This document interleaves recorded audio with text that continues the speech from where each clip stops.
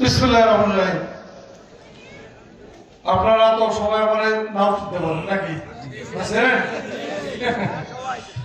আসলে কিছুই না, আল্লাহর রাস্তায় যখন ওয়াজ হয়, যখন রসুলের কথা বলা হয়, যখন কোরআনের কথা বলা হয়, সেই জায়গায় কোনো রাজনৈতিক কথা চলে না। এই জন্য আমিও পছন্দও করি না। আমি শুধু এরা ছাড়ে না যে ভাই একটু আসতেই হবে, সবাই একটু সালাম দিতে হবে, এই জন্য আপনাদেরকে সালাম দিয়া আর আমার জন্য দোয়া করবেন।